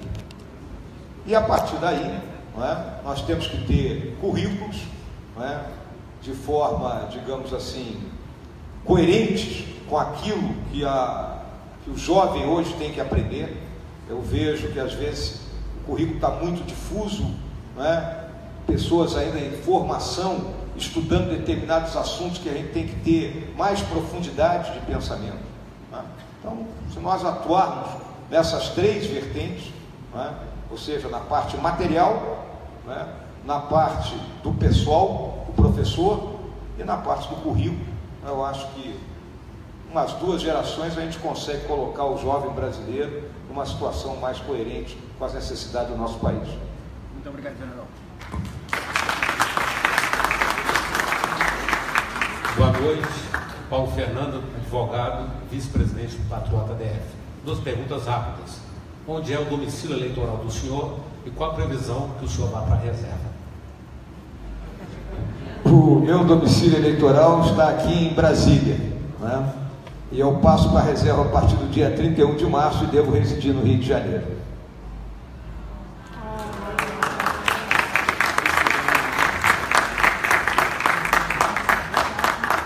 General, é um prazer estar aqui. Eu sou militar aposentado da Polícia Militar, presidente de honra da Força Militar, de uma das associações de militares. Eu vim fazer a seguinte pergunta para o senhor. Os nossos desembargadores são indicados ora pelo presidente e ora pela OAB. Os nossos ministros do Supremo são indicados geralmente pela Presidência da República.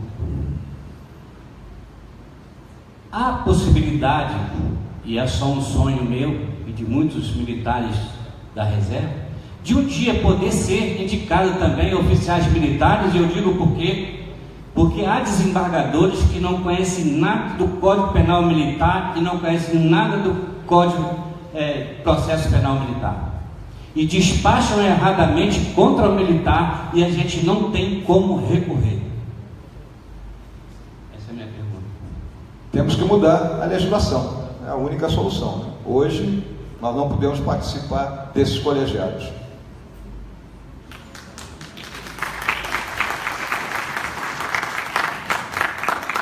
General, parabéns pela palestra. Meu nome é Pacheco, sou da Marinha. Eu levantei um dia em casa, há uns 3 meses atrás, e disse: meu país realmente está mal. 227 deputados federais responderam inquérito e processo. Dos 81 senadores, 42 com processo.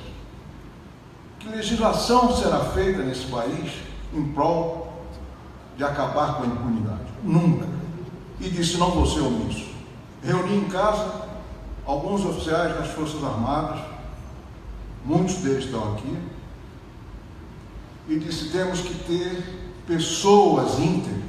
Uma vez que o comandante Wilson falou, nós nos conhecemos, são a escola preparatória, as escolas militares, 4, 3 anos são 7, fora a carreira.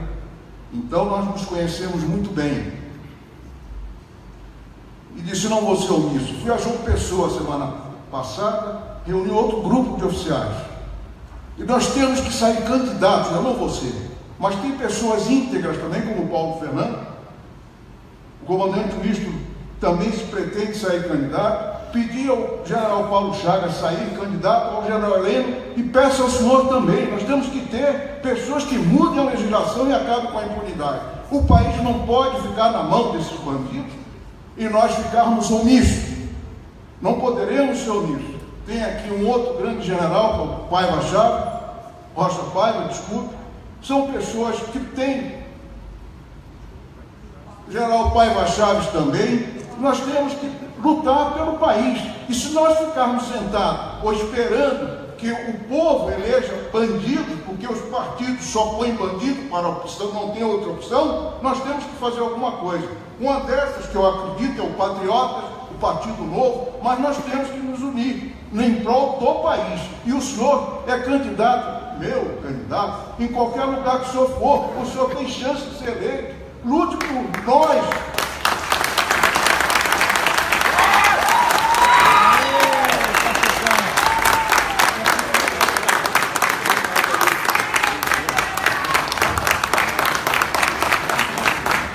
Apenas digo uma coisa: não há portas fechadas na minha vida.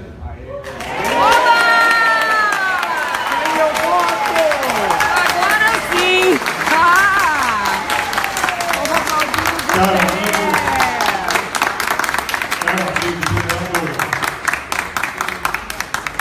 Caros amigos aqui Agora presentes, sim. eu costumo, para não tomar mais tempo do que o que eu previ, escrever o que eu gostaria de dizer.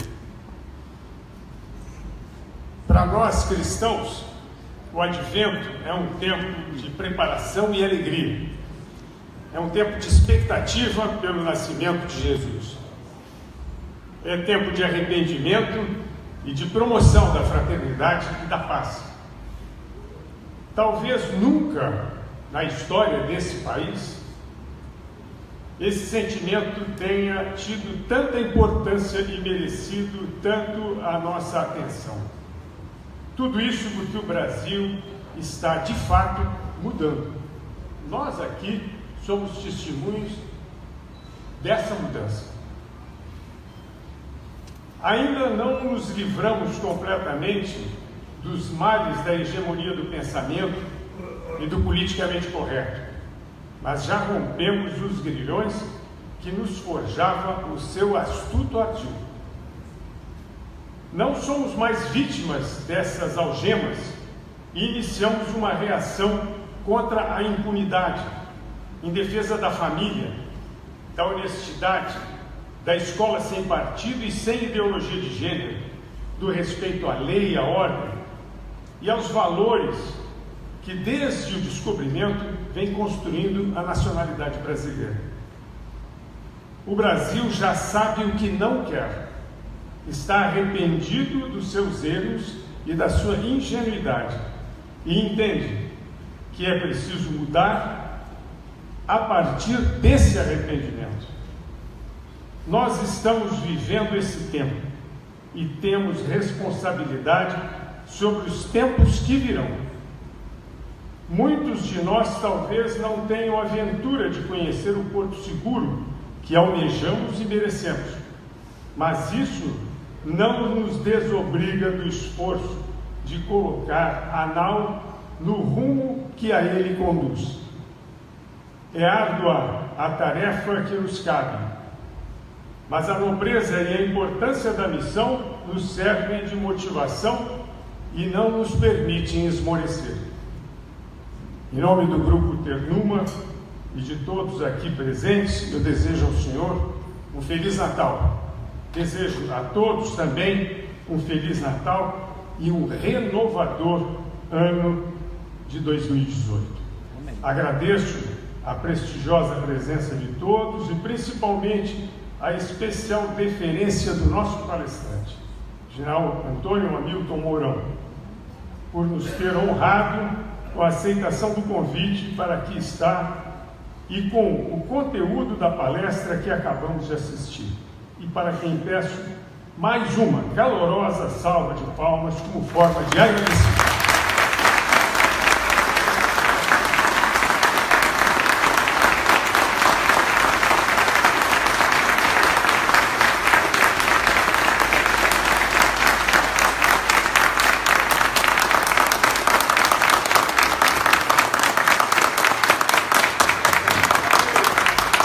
Senhoras e senhores, agradeço as palavras de General Paulo Chagas, agradeço a atenção de todos, as perguntas que foram formuladas e aproveito também para desejar a todos aí nas suas famílias um Natal de paz, de harmonia, de alegria e que o 2018 nos dê saúde, nos dê força, nos dê união e coragem e fé que nós vamos resistir e vencer.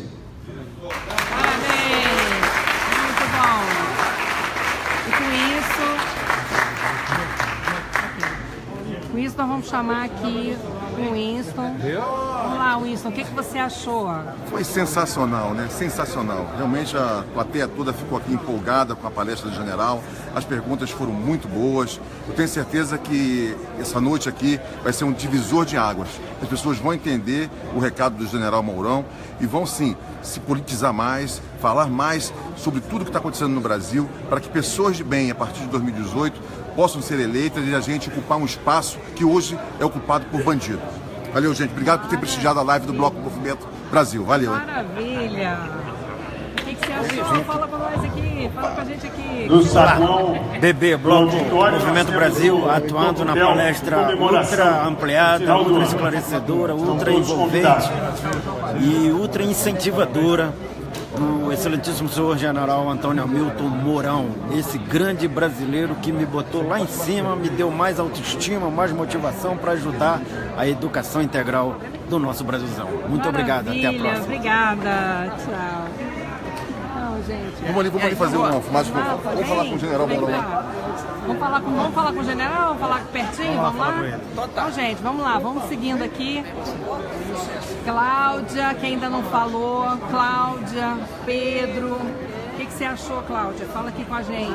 Maravilhoso. Parabéns para ele. Deu uma explicação maravilhosa. Em 2018, candidato. Se Deus quiser, hein?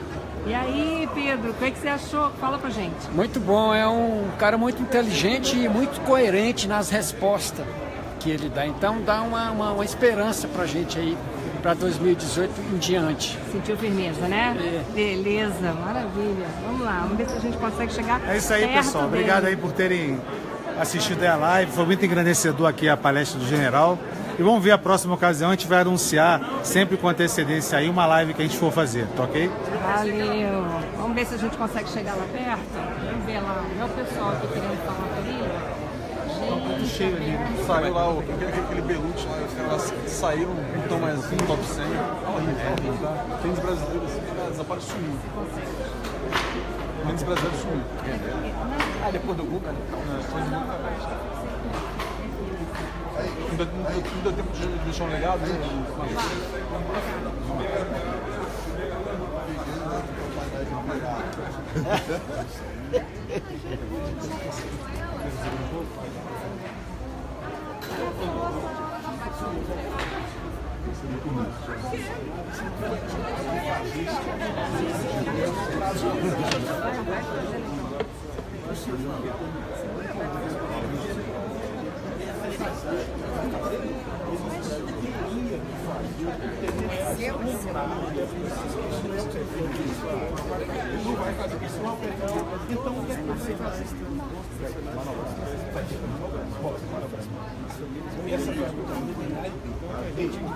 Todo mundo chega e diz, olha, isso aí vai depender.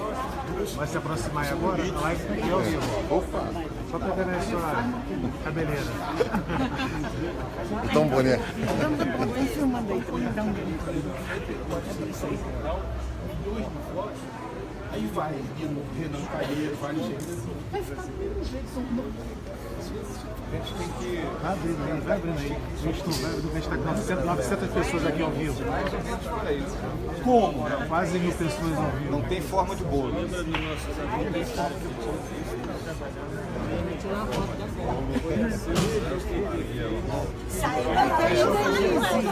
Não, uma foto com o casal, O casal quer tirar uma foto com o nosso general.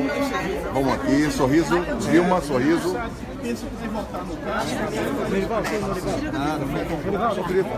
Nós estamos ao vivo aqui, general, com 1000 pessoas aqui, uma live, tá? Tem 1000 pessoas assistindo aqui ao vivo.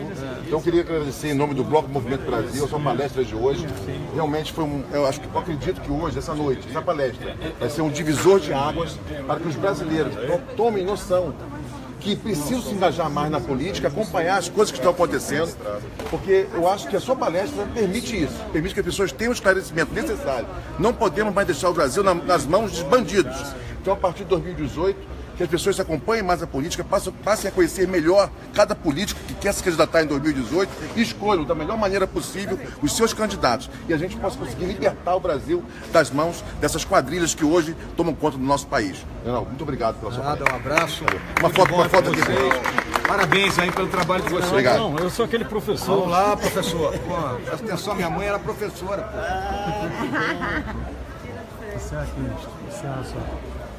para terminar a live. Gente, estamos encerrando a live. Realmente, assim, foi fantástico, né? Tá de parabéns o general Paulo Chagas, né? Presidente do Ternuma.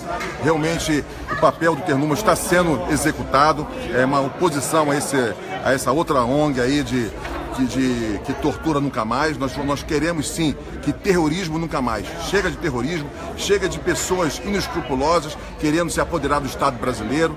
Então, gente, muito obrigado por terem prestigiado essa live do Bloco Movimento Brasil. Valeu. Meu nome é Winston Lima, um dos coordenadores do Bloco Movimento Brasil. Valeu, gente. Agora eu vou pegar só a Thaís, que ela ficou filmando ela o tempo todo. O pessoal já te conhece, né? O povo tá com raiva de mim, menino, porque eu tremi, olha. Não, agora tá com tripé, aí a transmissão tá boa na marca. Valeu, gente. Foi muito bom. Muito bom estar aqui. Então, vou desligar. Pronto. Você sempre dos outros, certo?